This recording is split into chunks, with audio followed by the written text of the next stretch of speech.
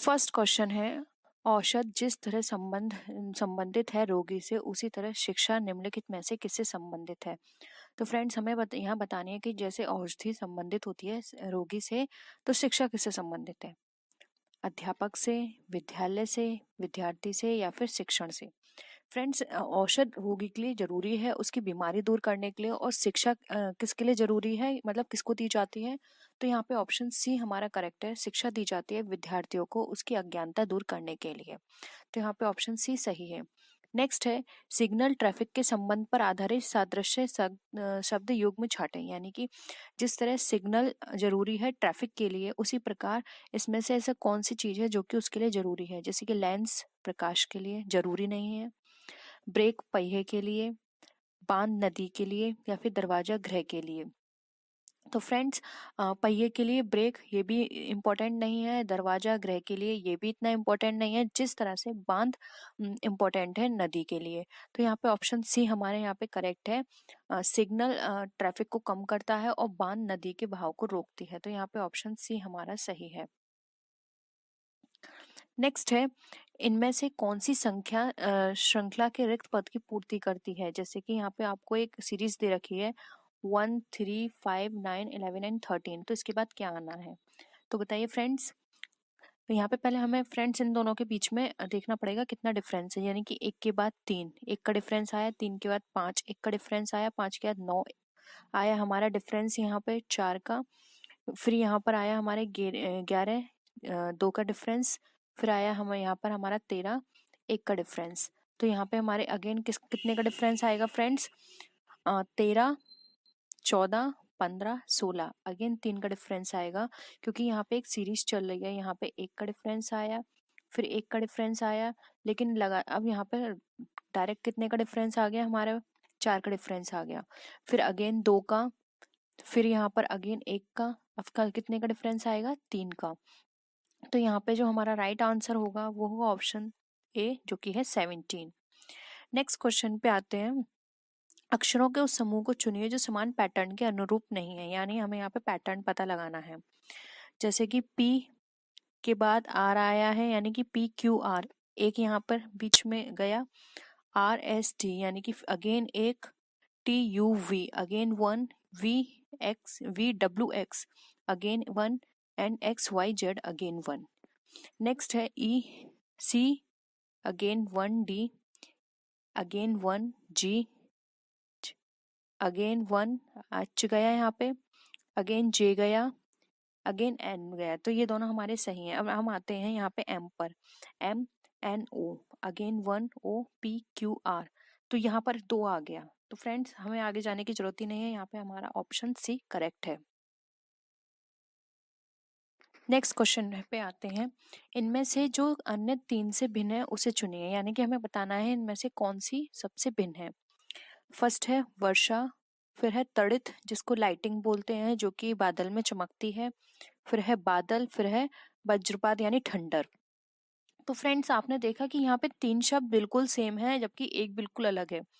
वर्षा, तड़ित और वज्रपात ये तीनों एक ही हैं, जबकि बादल यहाँ पे अलग है। तो यहाँ पर जो इसका आंसर होगा वो होगा ऑप्शन सी बादल। नेक्स्ट है, भिन्न संख्या समूह को चुनिए। हमें एक संख्या दे रखी है, जैसे कि 6, 5, 2, 9, 8, 3, 4, 7, 3, 4, 7, 9 या फिर 6, 5, 8, 3।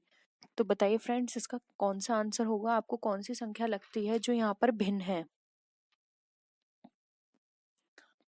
ए ऑप्शन सही है, बी ऑप्शन सही है, सी ऑप्शन सही है या फिर डी ऑप्शन सही है। इसमें से कौन सा ऐसा ऑप्शन है जो कि यहाँ पर सही है। तो फ्रेंड्स इसमें हमें देखना होगा, देखिए यहाँ पर 6, 5, 2, 9 ये किसी भी तरह का अगर हम स्क्वायर देखें, क्यूब देखें, तो ये चारों ही संख्या ना तो किसी की स्क्वायर है ना ही ये क्यूब है। तो हमें इन दोनों को जोड़ना होगा, तो देखना होगा ये जोड़ के कितना आंसर निकलता है। 6 को 5 में काउंट किया, 6 एंड 5 कितना होता है यहाँ पर हमारा 11, और 2 और 9 कितना होता है हमारा 11। नेक्स्ट है 8 और 3 कितना होता है हमारा 11, और 4 और 7 कितना होता है हमारा 11। नेक्स्ट है 3 और 4 कितना होता है हमारा 7, एंड 7 एंड 9 हमारा कितना होता है 16। तो ये अलग है। अगेन दूसरा और देख लेते हैं। 6 और 5 कितना है हमारा 11। 8 और 3 हमारा कितना है यहाँ पर, ये भी 11 है। तो फ्रेंड्स यहाँ पे हमारा ऑप्शन सी डिफरेंट है, तो यहाँ पे ऑप्शन सी हमारा करेक्ट है। नेक्स्ट आते हैं, एक कूट भाषा में पंच से 4 का तात्पर्य है कॉफी इज टॉक्सिक। 4 टोट मैन का तात्पर्य है सॉल्ट इज किलर। एंड टे से पे सेट का अर्थ है अवॉइड ईच टॉक्सिक किलर। इस कूट के अनुसार कॉफी का क्या तात्पर्य है, तो हमें बताना है कॉफी का क्या है। फ्रेंड्स देखिए यहाँ पे हम देखें कॉफी किसी और में नहीं आया है। हम देखते हैं सिमिलर वर्ड्स। इस यहाँ पर दे रखा है, इस सेकंड वर्ड में भी दे रखा है सेकंड सेंटेंस में। तो देखते हैं यहाँ पे 4 एंड चांट दोनों का सेम है, तो इसका मतलब तो हो गया यहाँ पर 4। ठीक है। नेक्स्ट है टॉक्सिक। टॉक्सिक किस में दे रखा है हमारा, ये थर्ड सेंटेंस में दे रखा है। तो यहाँ पर हमारा कौन सा वर्ड निकल कर आया, टॉक्सिक का मतलब यहाँ पर हम बोल सकते हैं से। टॉक्सिक का हो गया से, क्योंकि दोनों ही सेंटेंस में टॉक्सिक है और से मैच कर रहा है। तो यहाँ पर जो अब हमारा निकल कर आया कॉफी, कॉफी का जो राइट आंसर है वो हो जाएगा हमारा ऑप्शन सी 5, PANCH 5। तो कॉफी का यहाँ पे तात्पर्य 5 से है, तो ऑप्शन सी हमारा करेक्ट है। नेक्स्ट आते हैं, किसी कूट भाषा में DOG का मतलब है 433, तो कैट का क्या मान होगा। तो हमें बताना है DOG का मतलब यहाँ पे 433 है, तो कैट का मान क्या होगा। अब बताइए फ्रेंड्स आप खुद ही कि ये किस तरह से 433 आया है यहाँ पर DOG का। देखिए फ्रेंड्स, अगर हम 433 इसको निकालते हैं, तो अगर हम इनको देखें कि ABCD, ठीक है, 1 2 3 4, डी तो हमारा 4 हो गया, लेकिन ओ हमारा 3 नहीं होगा। तो हमें यहाँ पर एक टेबल बना के चलनी होगी पूरी जेड तक। यहाँ पर जगह नहीं है, आप लोग अपनी रफ कॉपी में बनाइएगा, मैं जिस तरह से आपको बता रही हूँ। ABCD आपने 1 2 3 4 लिख लिया। अब डी के बाद क्या आता है, EFGH। तो इसको लिखिए अगेन 1 2 3 4। तो इस तरह से आपको अगेन एंड अगेन रिपीट करके 1 2 3 4 1 2 3 4 1 2 3 4 लिखना है जेड तक। तो वहां पर आप देखेंगे कि डी 4 है, ओ पर अगेन 3 आ रहा है एंड जी पर अगेन 3 आ रहा है। तो यहाँ पर आपका निकल कर आ गया डॉग का 433। सेम उसी अकॉर्डिंग आप कैट का निकाल सकते हैं, जैसे कि CAT में देखिए फ्रेंड्स, सी में यहाँ पर क्या आया 3, ए में यहाँ पर क्या आया 1, अब टी बचा। तो फ्रेंड्स अगर आप इसी तरह से पूरी टेबल बनाओगे तो टी पर आपका आएगा 4। तो यहाँ पर जो आपका ऑप्शन होगा करेक्ट वो होगा ऑप्शन ए 314। तो आई होप फ्रेंड्स आपको यहाँ पे सारी चीजें क्लियर होंगी। किसी भी तरह का डाउट हो तो आप नीचे कमेंट सेक्शन में लिख सकते हैं। नेक्स्ट है, यदि मैनेजमेंट को 1 2 3 2 4 5 1 5 3 6 के रूप में कूटबद्ध किया जाए तो गेट को किस प्रकार कूटबद्ध किया जाएगा। ये ऑप्शन है हमारे पास 4 5 6 2 5 2 1 3 2 3 6 5 और 4 2 6 5। तो बताना है मैनेजमेंट इस तरह से लिखा गया है तो गेट किस तरह से लिखा गया होगा। तो फ्रेंड्स हम यहाँ पे लिख लेते हैं मैनेजमेंट जी आया है। देखिए फ्रेंड्स यहाँ पर जी मैनेजमेंट में भी आया है। तो 1 2 3 4 5, 1 2 3 4 5, तो जी का मतलब क्या हो गया 4 से। आप यहाँ पे भी देखिए जी का मतलब यहाँ पे 4 दे रखा है। अब आते हैं हम ए पर। ए यहाँ पर हमारा गिवन है, ए का मतलब यहाँ पर क्या है 2, तो हमने निकाल लिया 2। अब हमारे पास दे रखा है टी, लास्ट में यहाँ पर टी है, यहाँ पर इसका मीनिंग क्या दे रखा है 6, तो हमने ले लिया 6। हम देखते हैं ई, तो ई में यहाँ पर दे रखा है 5 ई के लिए। तो हमारा क्या आंसर आया 4265। देखिए फ्रेंड्स 4265 यहाँ आंसर है। जी हाँ, यहाँ पर ऑप्शन डी हमारा बिल्कुल करेक्ट है। तो यहाँ पर हमारा जो गेट का जो कूटबद्ध वर्ड निकल कर आएगा वो होगा 4265।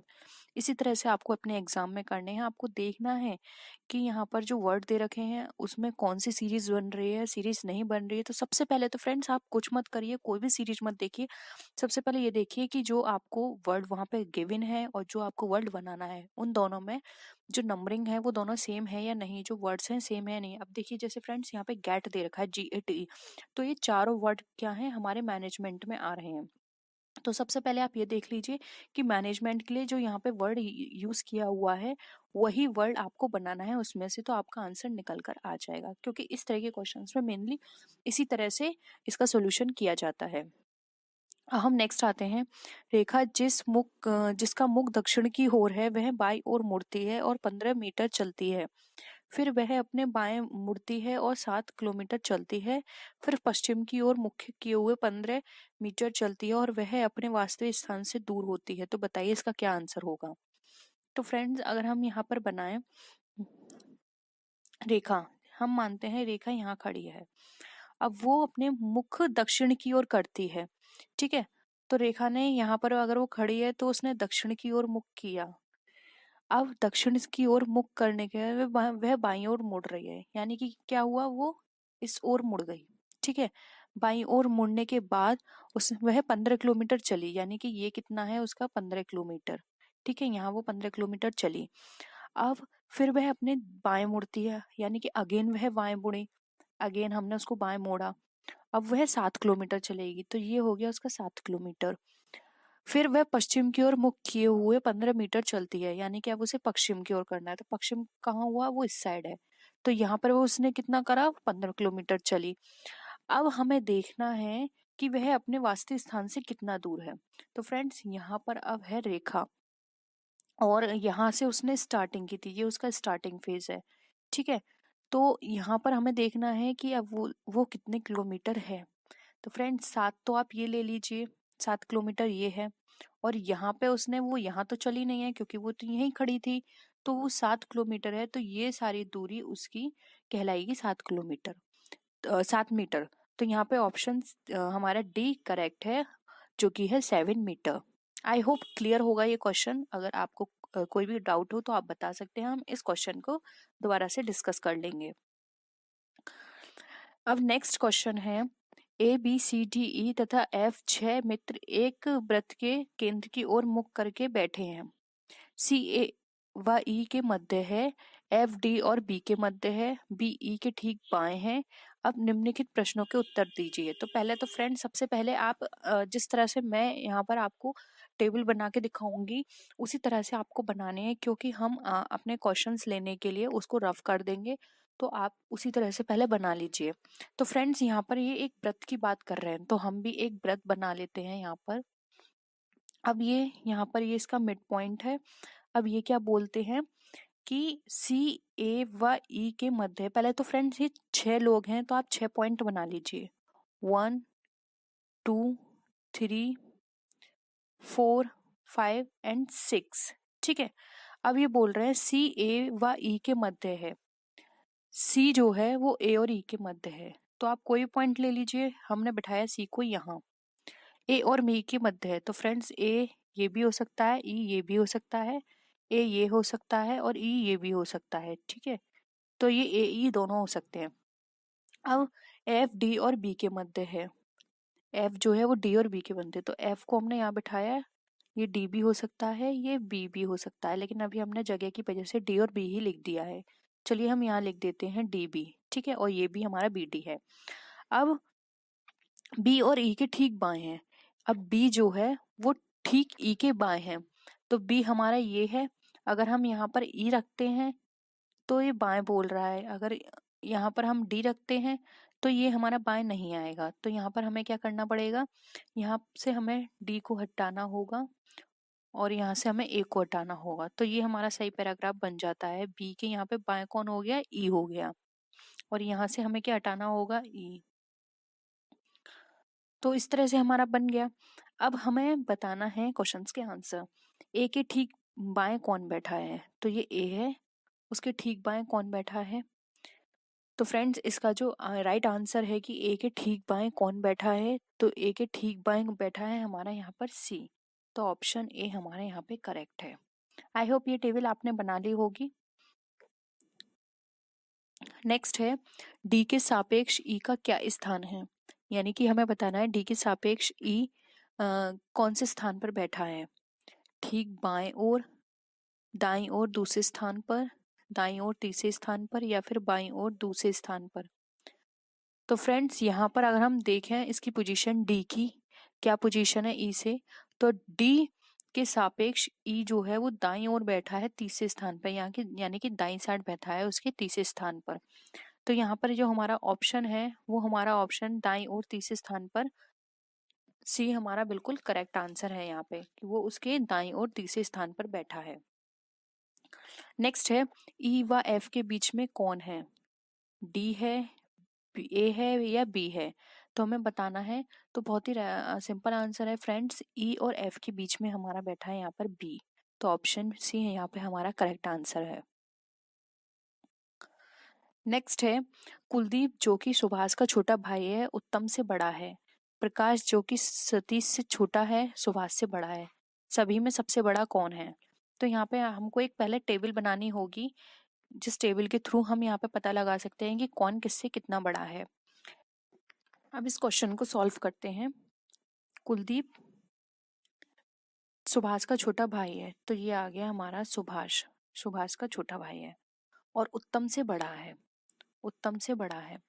प्रकाश जो कि सतीश से आयु में छोटा है, ठीक है, प्रकाश सतीश से छोटा है, यानी कि प्रकाश अब यहाँ आ सकता है और सतीश से छोटा है, ठीक है, लेकिन सुभाष से बड़ा है, लेकिन सुभाष से बड़ा है, ठीक है।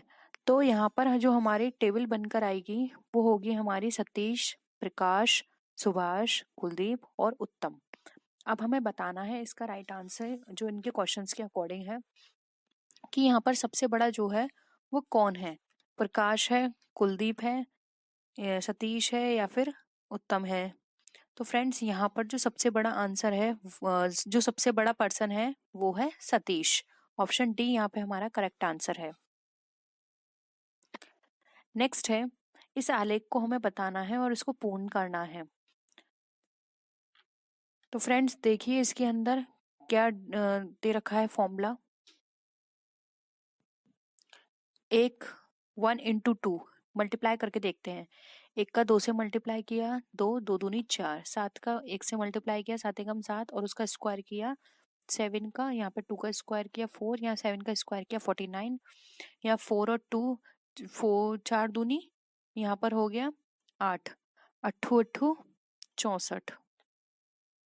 और यहाँ पर अब हम किसका मल्टीप्लाई करेंगे कि यहाँ पर 81 आ जाए। तो फ्रेंड्स अगर हम यहाँ पर देखें कि 81 कैसे आएगा, तो हम यहाँ पर कर सकते हैं कि ये 81 पहले तो हम ये देख लेते हैं किसका स्क्वायर है। तो 81 स्क्वायर होता है हमारा 9 का, तो हमें यहाँ पर 9 लेकर आना है। तो 3 का किस में मल्टीप्लाई करें कि 9 आ जाए। तो फ्रेंड्स ऑफकोर्स यहाँ पे जो ऑप्शन होगा हमारा वो होगा 3, क्योंकि 3 को 3 से मल्टीप्लाई करेंगे तो आएगा हमारा 9, और 9 से हमारा अगर हम उसका स्क्वायर करेंगे तो आ जाएगा 81। तो ऑप्शन सी यहाँ पे हमारा करेक्ट आंसर है। नेक्स्ट है निम्नलिखित उपक्रम में ऐसे कितने 5 हैं जिनके ठीक बाद 2 व ठीक पहले 8 है। तो फ्रेंड्स इस डिजिट को देखने से पहले आप सबसे पहले अपनी एक सीरीज बना लीजिए, जैसे कि यहाँ पर कितने 5 हैं जिसके ठीक बाद 2 और जिसके ठीक पहले 8 है, यानी कि आपको ये वाली सीरीज देखनी है 852 जहां पर मैच हो रहा हो। तो फ्रेंड्स स्टार्टिंग में 852 है, उसके बाद 852 ये है, और उसके बाद जो है 852 वो ये है। तो फ्रेंड्स यहाँ पर ये कितनी बार आया, ये आया 2 बार, वो सॉरी 3 बार आया। तो ऑप्शन डी यहाँ पे हमारा करेक्ट है जो कि है 3। नेक्स्ट है यदि ए का अर्थ है प्लस, बी का अर्थ है माइनस, सी का अर्थ है इनटू, तो 10 C P A 4 C 4 B 6 का क्या मान होगा। तो हमें बताना है, तो पहले देख लेते हैं 10 सी का मतलब होता है इनटू यानी कि 4, फिर ये क्या बोल रहे हैं ए का मतलब क्या है प्लस, फिर क्या बोल रहे हैं 4 सी पी यानी कि 4 × 4, फिर है b 6, b का मतलब है -6। तो अब हमें इसको निकालना है। तो फ्रेंड्स अगर हम इस तरह से इसकी डिजिट बनाएंगे तो 4 × 10 कितना हो गया हमारा 40, और 4 × 4 कितना हो गया 16। ठीक है, अब 40 प्लस यहाँ पर कितना आ गया 16 - 6, तो ये है हमारी निकल कर आई डिजिट 40 + 16 + 6। अब हम यहाँ पर 16 में से 6 ये माइनस कर देते हैं तो हमारे पास क्या निकल कर आया 40 + 10, जिसको हम प्लस करेंगे तो हमारा आंसर आ जाएगा 50। तो यहाँ पे ऑप्शन बी हमारा करेक्ट है, जो कि है 50। नेक्स्ट है, एक महिला की ओर इशारा करते हुए एक व्यक्ति ने कहा, उसकी माँ मेरी माँ की इकलौती पुत्र है। महिला का उस व्यक्ति से क्या संबंध है? पिता है, भाई है, चाचा है, मामा है। तो फ्रेंड्स हम ये रिलेशन अपने ऊपर लेके सोचते हैं। फॉर एग्जाम्पल एक व्यक्ति है, यानी कि एक व्यक्ति मान लेते हैं वो मैं हूँ। मैं किसी से बोल रही हूँ कि उसकी माँ मेरी माँ की इकलौती पुत्र है। तो बताइए उस महिला का उस व्यक्ति से क्या संबंध है? तो मैं किसी अगर बच्ची से बोलूंगी कि उसकी माँ मेरी माँ की, यानी कि मेरी माँ की, तो वो क्या हो गई उसकी बेटी हो गई कि इकलौती पुत्र है। तो उसकी बेटी कौन होगी? उसकी बेटी मेरी क्या हुई? भतीजी। तो यहाँ पे ऑप्शन क्या होगा कि मैं उसका कौन लगा? मामा। तो यहाँ पे ऑप्शन डी यहाँ पे हमारा करेक्ट है। नेक्स्ट है, नीचे दिए गए शब्द समूह में कौन सा शब्द नहीं बनाया जा सकता? एंडोवर दे रखा है, तो फ्रेंड्स हमें देखना है कि इसमें से हम क्या नहीं बना सकते हैं। तो फ्रेंड्स यहाँ पर जो शब्द नहीं बनाया जाएगा वो है, देखिए ये हम बना सकते हैं, राउंड हम बना सकते हैं, यहाँ पर हम बना सकते हैं ड्राउन, नहीं बना सकते, ड्रॉप बना सकते हैं। क्योंकि फ्रेंड ड्राउन में क्या है, यहाँ पे डब्लू आ रहा है, और डब्लू देखिए यहाँ पे हमारी इस स्पेलिंग में नहीं है। तो यहाँ पे ऑप्शन सी हमारा करेक्ट है। तो यहाँ पर जो वर्ड हम नहीं बना सकते वो है ऑप्शन सी, जो कि है ड्राउन।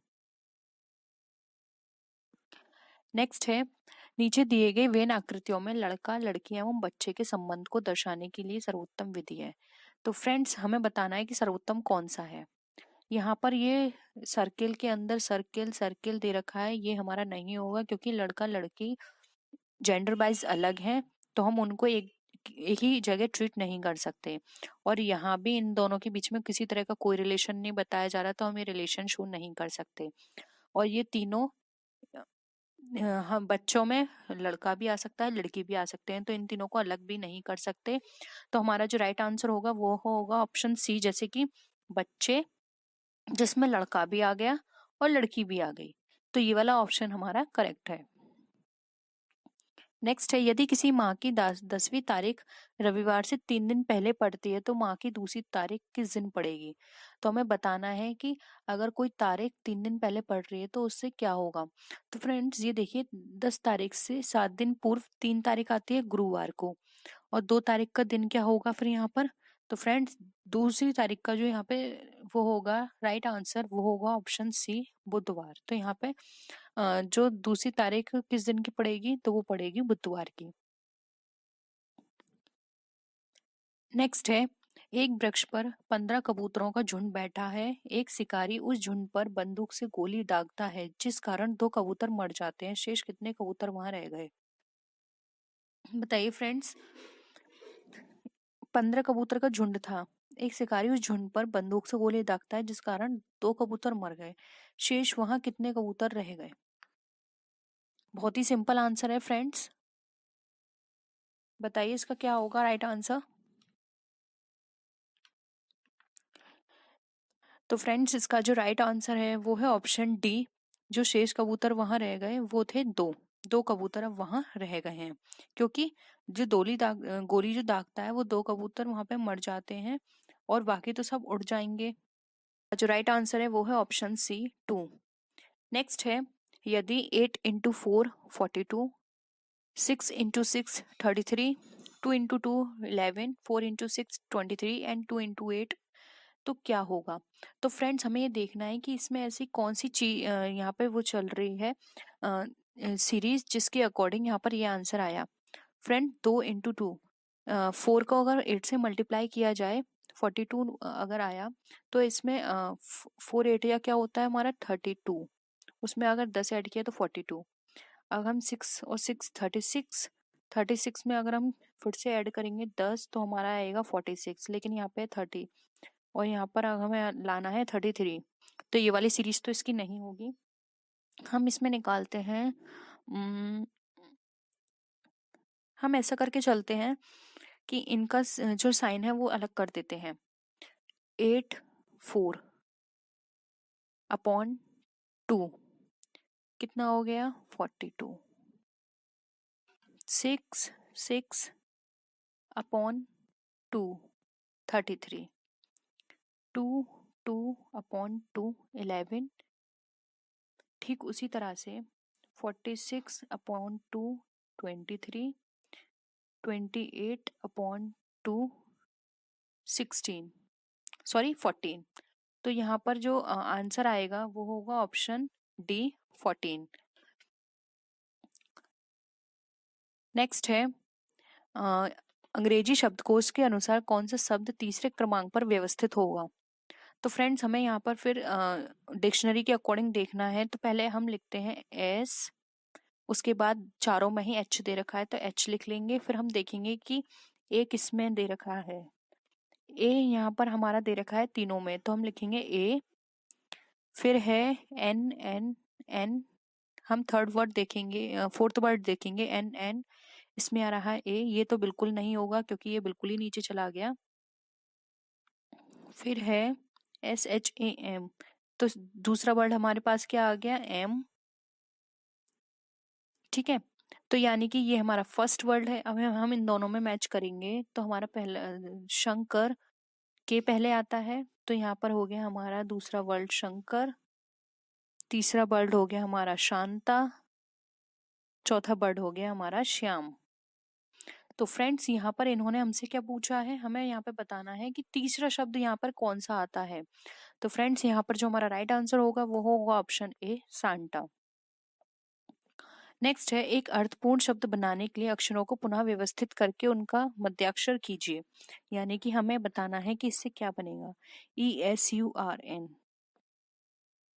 ESURN श्योर नहीं होगा। NURSE,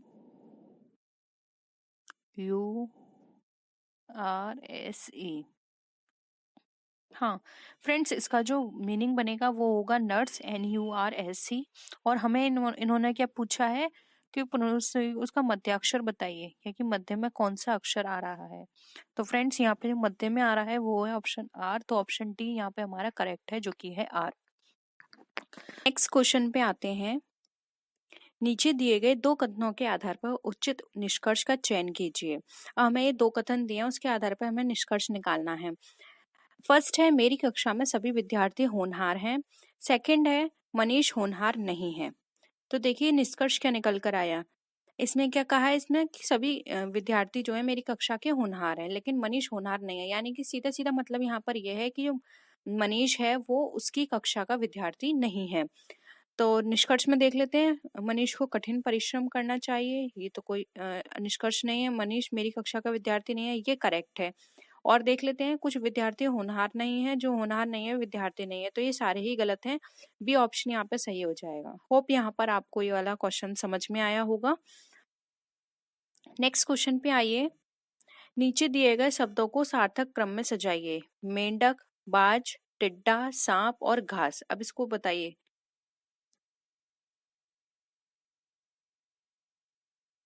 क्या सीक्वेंस आप बनाएंगे?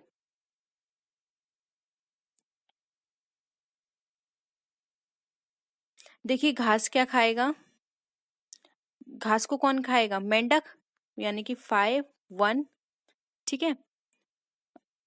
घास को किसने खाया, सॉरी सॉरी 1 नहीं आएगा, मेंढक नहीं। घास पर कौन आया, टिड्डा, तो 5 3 हो गया। अब 5 3 हमारा ऑप्शन सी में है और डी में है, तो यहाँ पे फर्स्ट ऑप्शन कट गया और बी ऑप्शन कट गया। अब टिड्डा आया, टिड्डे को किसने खाया, खाया या फिर पकड़ा, वो हो गया हमारा मेंढक, तो 1 आ गया। फिर मेंढक को किसने पकड़ा, मेंढक को पकड़ा सांप ने, तो आ गया हमारा 4। और फिर सांप को किसने पकड़ा, सांप को पकड़ा बाज ने, तो आ गया 2। तो ये सीक्वेंस बना हमारा 5 3 1 4 2। तो ऑप्शन सी यहाँ पे हमारा करेक्ट है। एक बार और देख लीजिए।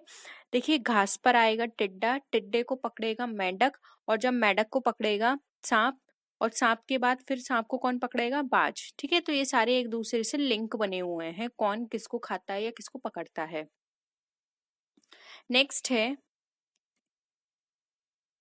एक पुत्री और उसकी माँ की आयु का योगफल 56 वर्ष है। 4 वर्ष बाद माँ की आयु पुत्री की आयु की 3 गुनी हो जाएगी।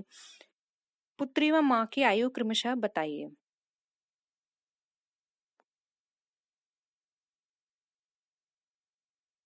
हैं, एक पुत्री और उसकी माँ की आयु का योगफल 56 वर्ष है। 4 वर्ष बाद माँ की आयु पुत्री की आयु की 3 गुनी हो जाएगी। ठीक है, तो माँ और पुत्री की आयु हमने मानी x + y = 56। अब कितना बोला, 4 वर्ष बाद, तो x + 4 = y + 4 डिवाइडेड बाय 3, क्योंकि माँ की आयु 3 गुनी बोल रहे हैं, इसलिए y + 4 × 3 किया गया है। तो आप ऐसे कर लीजिए, x + 4 = 3y + 4, क्योंकि 3 4 से यहाँ पर आपने मल्टीप्लाई किया 3 का, तो 12 आ गया। तो यहाँ पर देखिए आंसर आपका ऐसे निकलेगा, x + 3y = 8, और x + y हमारा अगर 56 था यानी कि 56 था, तो देखिए यहाँ पर 4y = 48 हो जाएगा, क्योंकि जब आप 56 में से माइनस करेंगे 8 को, तो यहाँ पर आपका 48 निकल कर आ जाएगा। ठीक है, 4y = 48। अब ये 4 को नीचे ले आएंगे, तो ये इससे आप डिवाइड करेंगे, तो आपका ये कितना वर्ष निकल कर आ जाएगा, 12, यानी कि माँ की आयु उस समय 12 थी। अब इस 56 में 12 माइनस करेंगे, 56 में जब आप 12 माइनस करेंगे तो कितनी आ जाएगी, माँ की आयु 44 आ जाएगी। तो यहाँ पर पुत्री की आयु कितनी थी, 44, और माँ की आयु, वो पुत्री की आयु है 12 और माँ की आयु है 44। तो देखिए यहाँ पर बी ऑप्शन जो है वो राइट आंसर हो जाएगा। ठीक है, एक बार फिर से सॉल्व करिएगा, नहीं तो हम ये क्वेश्चन दोबारा से कर लेंगे, लेकिन एक बार पहले आप खुद से सॉल्व करके देखिएगा। नेक्स्ट है, PQRST का वजन अलग अलग है। R केवल P से भारी है तथा SQ से हल्का है तथा T से भारी है, सबसे भारी कौन है। तो देखिए ऐसे निकालिए, R केवल P से भारी है, P से भारी है बस R, तो P के ऊपर लिखिए R, सिर्फ P से ही भारी है। ठीक है, तथा SQ से हल्का है, S जो है Q से हल्का है तथा T से भारी है, तो T नीचे लिख दीजिए। सबसे भारी है, सबसे भारी यहाँ पर बताइए कौन है।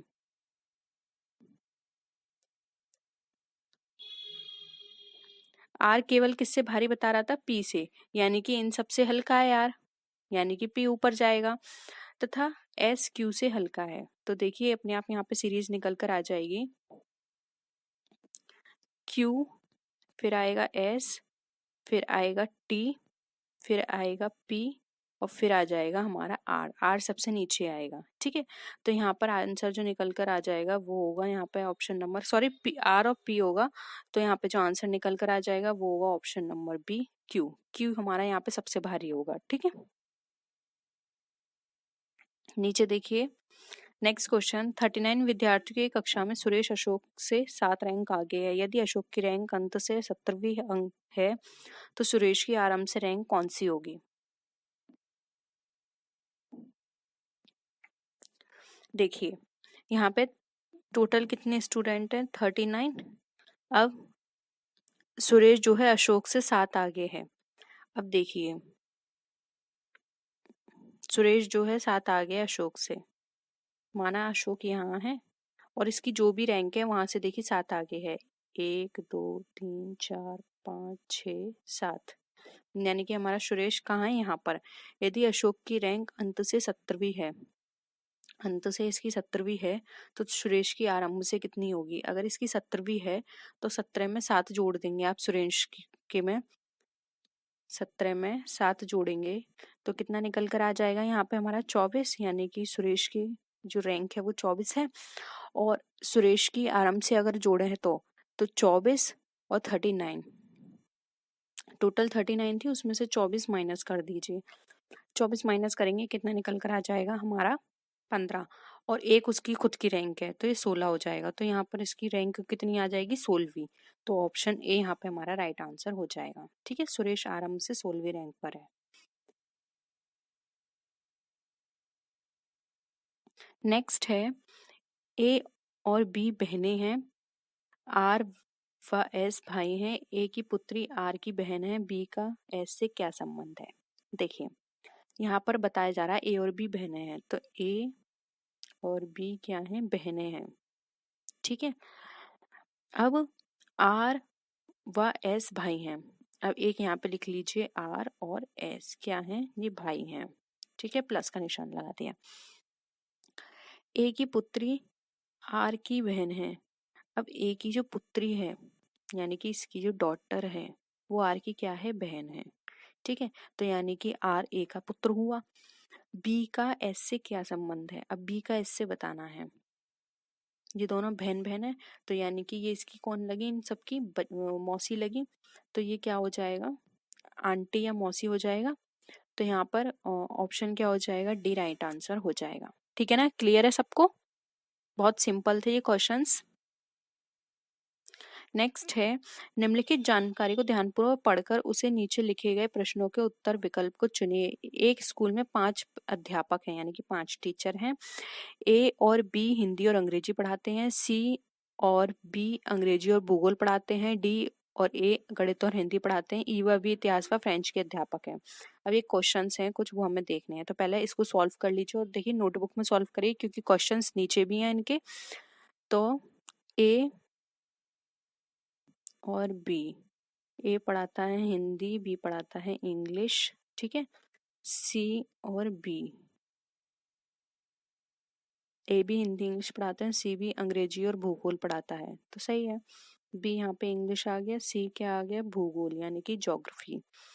डी और ए गणित और हिंदी पढ़ाते हैं, तो डी, ए का तो हमने हिंदी लिख ही दिया था, डी का क्या हो गया, मैथ। ई और बी इतिहास और फ्रेंच पढ़ाते हैं।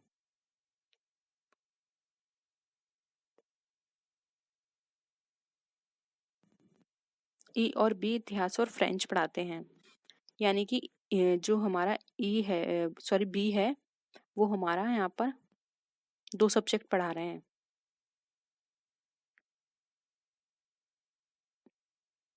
फ्रेंच कौन पढ़ा रहा है, हमारा ई, और इतिहास कौन पढ़ा रहा है, हमारा ई। ये इस तरह नहीं होगा फ्रेंड्स, ऐसे देखिए, यानी कि एक टीचर जो है उस पे कितने सब्जेक्ट हैं। पहले हमें इसकी टेबल बनानी है। ए पढ़ाता है हिंदी, बी पढ़ाता है इंग्लिश, सी पढ़ाता है हमारा इंग्लिश, यानी कि इंग्लिश के सब्जेक्ट कौन पढ़ाते हैं, 2 टीचर पढ़ाते हैं इंग्लिश। बी भूगोल पढ़ाता है यानी कि ज्योग्राफी। डी और ए गणित, हिंदी और गणित पढ़ाते हैं। डी हो क्या क्या पढ़ा रहा है हमारा, हिंदी और गणित, यानी कि ये हिंदी पढ़ाता है, मैथ भी पढ़ाता है, और ये भी मैथ पढ़ाता है। ई और बी इतिहास और फ्रेंच पढ़ाते हैं। अब ई आ गया, इतिहास यानी कि हिस्ट्री, और ये क्या पढ़ाते हैं, फ्रेंच। और ये वाला बी भी हमारा हिस्ट्री और फ्रेंच पढ़ा रहा है, यानी कि बी जो है वो हमारे कितने सब्जेक्ट पढ़ा रहा है, हिंदी भी पढ़ाता है, इंग्लिश ज्योग्राफी भी, वो सॉरी इंग्लिश पढ़ाता है, ज्योग्राफी पढ़ाता है, फ्रेंच पढ़ाता है, इतिहास पढ़ाता है, और क्या पढ़ा रहा है, इंग्लिश। ये 5 सब्जेक्ट पढ़ा रहा है। आप यहाँ लिख लीजिएगा इतिहास, मैं यहाँ शॉर्ट में लिख देती हूँ फ्रेंच। अब देखिए इनमें से कौन से विषय 2 से अधिक अध्यापक पढ़ाते हैं। देखिए फ्रेंच जो है वो 2 पढ़ाते हैं, 2 से ज्यादा पूछा है। ठीक है, हिंदी जो है ये भी पढ़ाते हैं। हिंदी कौन कौन पढ़ा रहा है, हिंदी 3 लोग पढ़ाते हैं, ए बी और डी। तो यहाँ पर आपके अकॉर्डिंग क्या आंसर होगा, यहाँ पे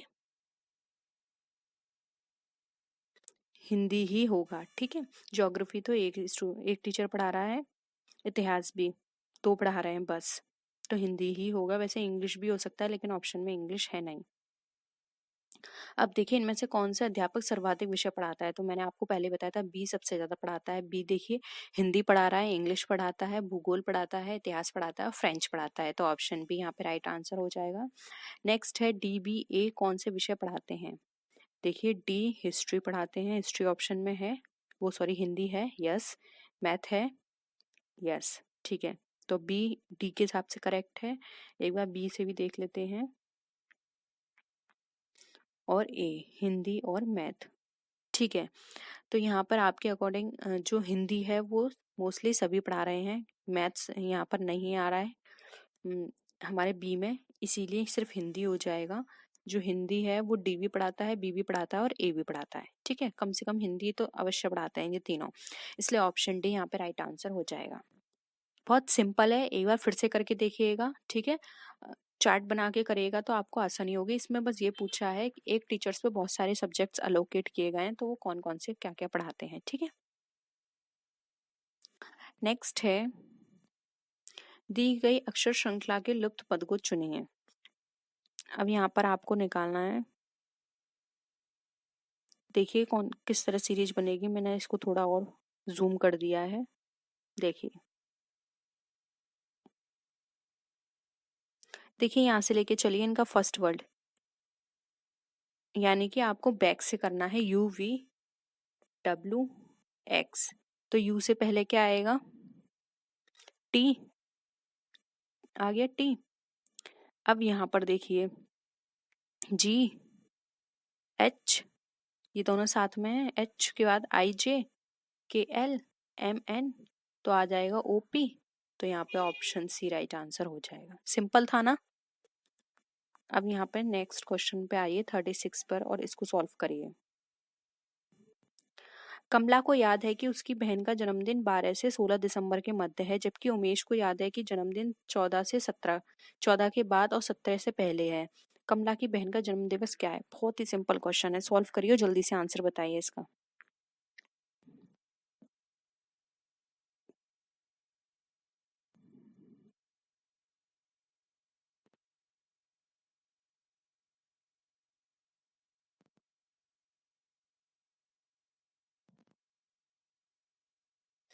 देखिए आप इस तरह से सॉल्व कर सकते हैं, 12 से 16 है, यानी कि 12 से लेके 16 तक की डेट है, और इसको याद है 14 से 17, ये है 14 से 17।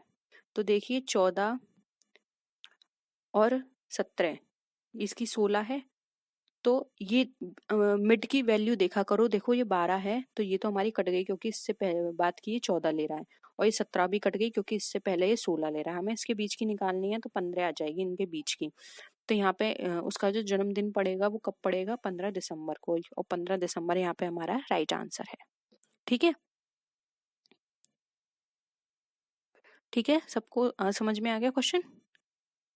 अब देखिए नेक्स्ट, यदि 5 से भाग होने वाली सभी संख्याओं और जिसमें एक अंक 5 आता है, उनमें से 1 से 50 के बीच से 5 का अंक हटा दिया जाए तो कितनी संख्याएं शेष रहेंगी, आपको ये करना है, बताइए।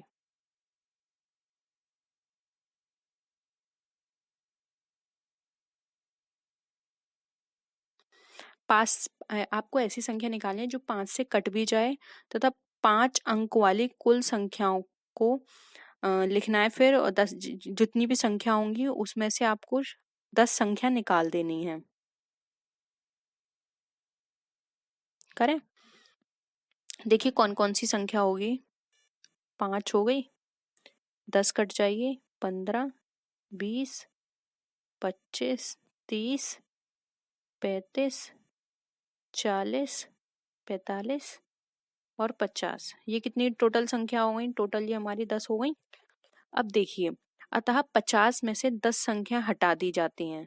अब हमें इसमें से हमें क्या करना है, 50 के बीच में से 5 अंक हटा दी जाए तो शेष संख्या कितनी होंगी, ठीक है। अगर हम इसमें से ये जो 50 संख्या निकल कर आई है, इसमें से हम 10 निकाल देते हैं, तो हमारी टोटल कितनी बचेंगी, 40। ऑप्शन डी यहाँ पे हमारा राइट आंसर हो जाएगा, ठीक है। अब देखें यहाँ पर पासे से संबंधित प्रश्न है। नीचे दिए गए पासों में 3 के विपरीत अंक कौन सा है? देखिए यहाँ पर हमें दिखाई दे रहा है 2, ये 2 है। यहाँ 4 और 6 है, यहाँ 5 और 3 है, तो बताइए। एक पासे में आपको क्या क्या दिखाई दे रहा है? 2, 3, 5। और जो बी पासा है उसमें दिखाई दे रहा है 2, 4, 6।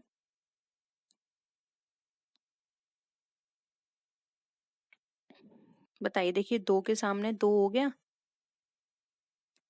3 के सामने यहाँ पे 4 है, और ये 5 के सामने 6 है। इसको इस तरह से करिए, ठीक है। सामने ये इस तरह से रिपीट करेंगे। 5, 2, 2, 4, 6। तो यहाँ पर 3 के सामने क्या आ जाएगा? 4।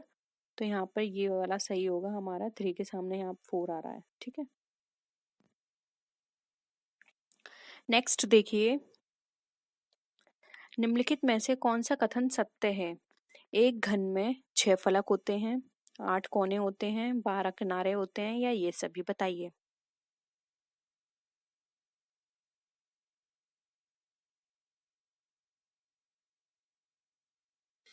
देखिए घन की बात की जा रही है, ठीक है। तो आपको सबको पता है कि एक घन में 6 फलक भी होते हैं, 8 कोने भी होते हैं, और 12 किनारे होते हैं उसके। तो ये सारे ही ऑप्शंस यहाँ पे करेक्ट हैं, तो डी आंसर हमारा राइट आंसर हो जाएगा।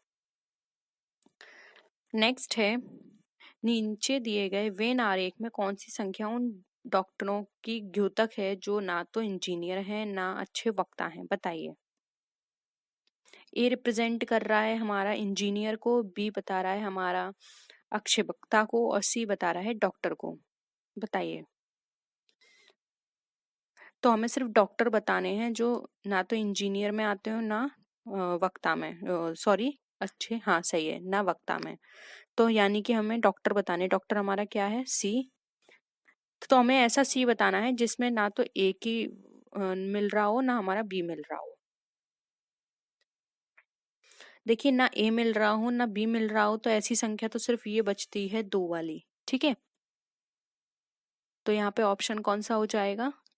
2 यहाँ पे आपका राइट आंसर हो जाएगा, क्योंकि देखिए ये सारी इसके अंदर आ रही है और ये इसके अंदर आ रहे हैं, तो 2 ही बचता है, तो ऑप्शन ए यहाँ पे राइट होगा। अब मैं थोड़ा ऐसा इसको कम कर रही हूँ, तो आपको शायद दिख रहा होगा। अब आपको इसकी हूबहू दर्पण प्रतिबिंब वाली आकृति इनमें से कौन सी है? अब इसकी दर्पण वाला प्रतिबिंब आपको बताना है।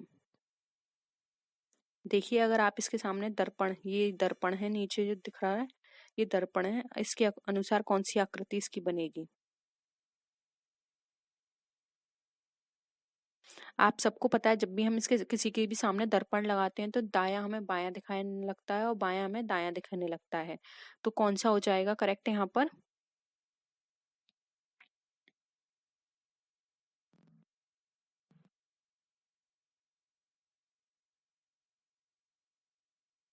बताइए।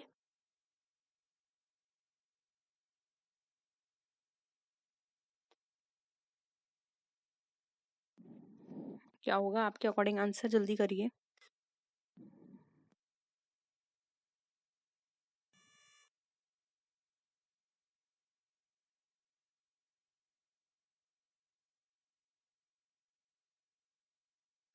देखिए डी यहाँ पे हमारा क्या हो जाएगा? राइट आंसर हो जाएगा, ठीक है। अब यहाँ पर आपको त्रिभुज काउंट करने हैं, कितने हैं?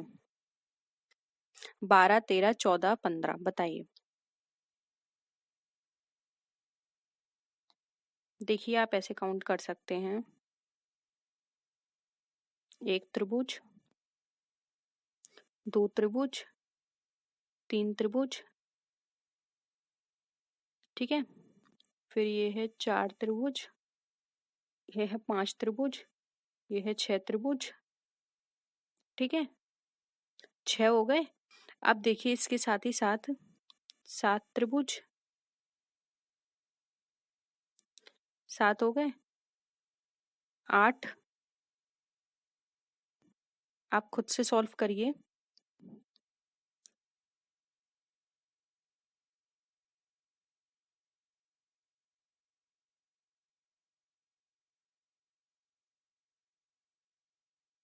या फिर ऐसे काउंट करिए, 1 2, ये नहीं आएगा, 1 हो गया, 2 हो गया, 3 4 5, ठीक है।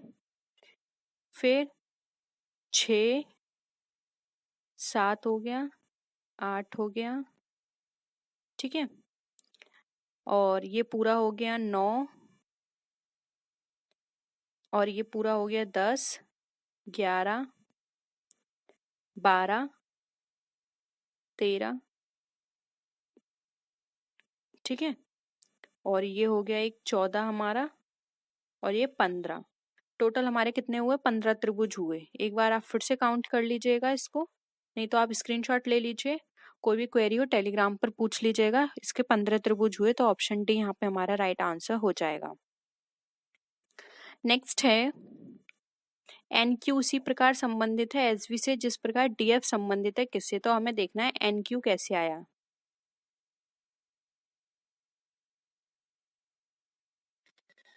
देखिए एन से एस आएंगे कैसे, एन एम एन हो गया, O P Q R S यानी कि +5 करा, और क्यू से भी R S T U V, ये भी हमारा +5 पर आया।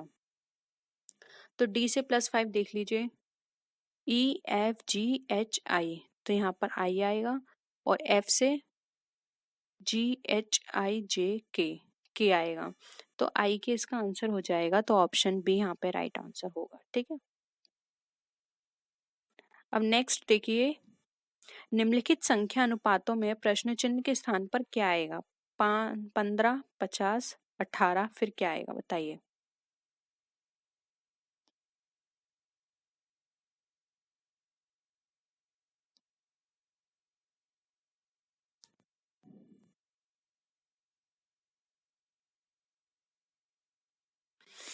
देखिए आप ऐसे निकाल सकते हैं, 15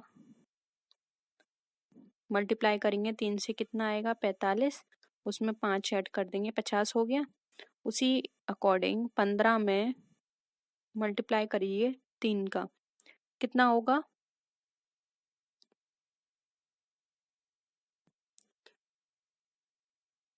ठीक है, कितना आया हमारा? 54। अब 54 में आप यहाँ पर ऐड कर दीजिए 5, कितना आ जाएगा? 59। तो ऑप्शन बी यहाँ पे राइट आंसर हो जाएगा, ठीक है। नेक्स्ट है, भिन्न विकल्प का चयन करें। हल्का भारी, अपराध आरोप, छोटा लंबा, संधि संधि विच्छेद। छोटा लंबा, हल्का भारी, अपराध आरोप। तो देखिए इसमें जो अलग है वो है यहाँ पर हमारा अपराध व आरोप। ये दोनों तो समानार्थी हैं, विपरीतार्थक हमें बताना है। अपराध आरोप का अपराध नहीं होगा, हल्का भारी सही है, छोटा लंबा सही है, संधि का संधि विच्छेद सही है। तो ऑप्शन बी यहाँ पे अलग हो जाएगा, ठीक है। नेक्स्ट है, यदि नीले को हरा, हरे को सफेद, सफेद को काला। देखिए इस तरह के क्वेश्चंस को पढ़ने की जरूरत नहीं है, मैंने आपको ट्रिक बता रखी है। लास्ट में देखिए क्या पूछा है, कच्चे केले का रंग क्या होता है? और आप सबको पता है कच्चा केला किस कलर का होता है। कच्चा केला किस तरह का होता है? हरे रंग का। और हरा रंग देखिए इसमें क्या कह रखा है, हरे रंग को सफेद बता रखा है। तो ऑप्शन डी यहाँ पे राइट आंसर हो जाएगा, ठीक है। ज्यादा पढ़ने की जरूरत ही नहीं है, उसमें डायरेक्ट आप ये देखिए पूछा क्या है। अब देखिए, यदि किसी सांकेतिक कोड में आरएम का भार 32 किलोग्राम तथा श्याम का भार 66 किलोग्राम बताया गया, तो उस कोड में श्वेता का भार क्या होगा? अब देखिए आरएम, देखिए यहाँ पर क्या होगा। पहले तो आप आर ए एम का भार बताया, तो एक तरह सबसे पहले आप आर ए एम की प्लेस देख लीजिए क्या क्या है। आर कितने नंबर पे आता है? मैंने आपको ये सब चीजें याद करा रखी हैं, तो आपको पता होना चाहिए आर हमारा कितने नंबर पर आता है। आर आता है हमारा 18 नंबर पे। ए आता है हमारा 1 पर, तो +1 हो गया। और एम आता है हमारा कितने नंबर पे? 14 पर। अब इन सबको ऐड कर दीजिए, 18, 1 और 14, कितना हो गया? 32। बिल्कुल सही है, ठीक है। 32 है, 32 होना चाहिए। एक मिनट मैं चेक कर लेती हूँ।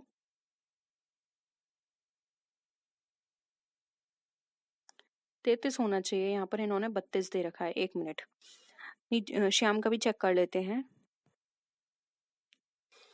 एस आता है हमारा 19 पर, श्याम आता है हमारा 8 पर, वाई आता है हमारा 25 पर, ए आता है 1 पर और एम आता है 14 पर। तो आप इन सबको ऐड कर लीजिए।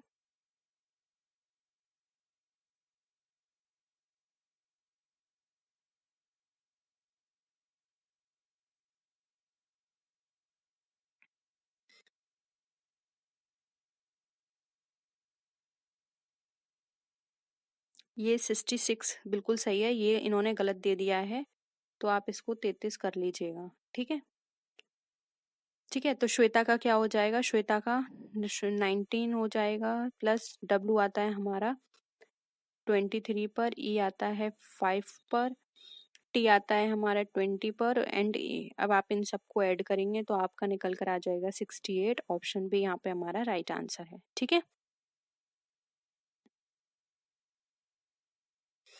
ऑप्शन बी यहाँ पे करेक्ट है।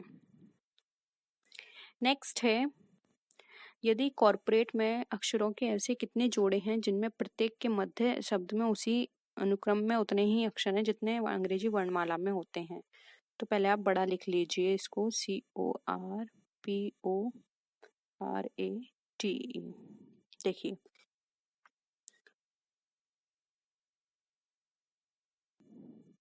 RST एक ही आ गया, OP ठीक है एक ही आ गया,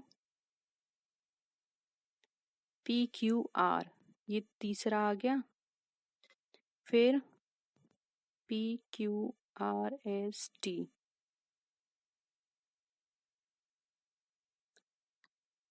PQRST ये आ गया हमारा फोर्थ। तो यानी कि कितनी ऐसी जगह हैं? 4 हैं हमारी टोटल। ठीक है, तो यहाँ पर ऑप्शन क्या हो जाएगा? डी 4 हमारा राइट आंसर हो जाएगा। ठीक है, नेक्स्ट है, एक कक्षा में 4 लड़के एक बेंच पर बैठे हैं। सुनील मैथ्यू के बाईं ओर और रहीम के दाईं ओर बैठा है। रहीम अनिल के बाईं ओर बैठा है। बाईं छोर पर कौन बैठा है? देखिए, आप सबको पता है ये बायां होता है, ये दायां होता है। अब सुनील जो है मैथ्यू के बाईं है, तो सुनील यहाँ पर है मैथ्यू के बाईं। ठीक है, और रहीम के दाएं बैठा है, और रहीम यानी कि कहाँ हो गया है? यहाँ पर अनिल के बाईं ओर बैठा है। रहीम जो है वो अनिल के बाईं ओर बैठा है। तो ये तो नहीं